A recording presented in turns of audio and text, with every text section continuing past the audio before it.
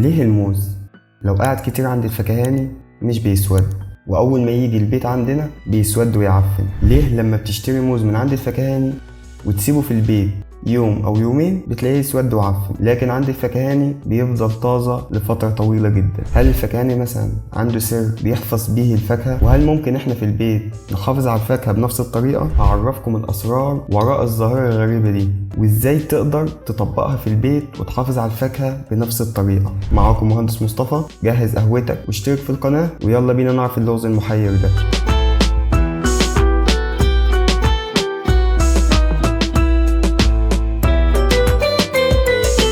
أول حاجة، السبب وراء تعفن الفاكهة. في 4 أسباب بتؤدي لتعفن الفاكهة. أول سبب، ظروف التخزين عند الفكهاني. الفكهاني عنده طرق وأماكن تخزين بتساعده يحافظ على الفاكهة طازجة لوقت طويل جدا. أماكن التخزين عنده بيكون فيها درجات الحرارة والرطوبة متحكم فيها، وده بيقلل من سرعة نضج الفاكهة. تاني حاجة، التهوية والتحكم في الإيثيلين. الفاكهة والموز بالأخص بينتج غاز الإيثيلين. الغاز ده بيسرع من عملية النضج. عند الفكهاني هتلاقيه بيهوي المكان بشكل جيد جدا لتقليل تركيز الغاز ده حوالين الفاكهة. أما عندك انت في البيت بقى، فانت بتبقى حاطط الفاكهة دي في كيس وكمان قافل الكيس، ده بيزيد من تركيز الغاز ده حوالين الفاكهة فبيسرع جدا من عملية نضجها. تالت حاجة، التعامل الحذر. الفكهاني بيعرف ازاي يتعامل مع الفاكهة بحذر، لان اي ضرر خفيف في الفاكهة بيسرع من نضجها. اما في البيت بتتعامل بعشوائية جدا مع الفاكهة، وده بيسرع من عملية التعفن ونضج الفاكهة. وكمان البيئة المنزلية. البيئة في البيت عندك مختلفة جدا عن عند الفكهاني.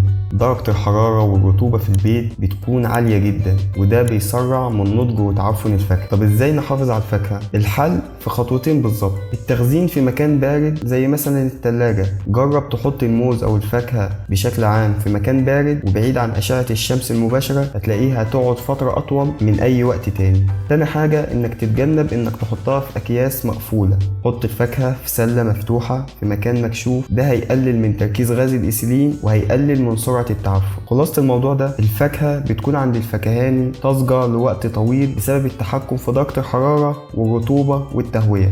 غاز الإيثيلين اللي بينتج من الفاكهة بيساعد على سرعة التعفن، والتهوية الجيدة بتقلل من التأثير ده. التعامل الحذر مع الفاكهة في البيت بيحافظ عليها من التلف السريع.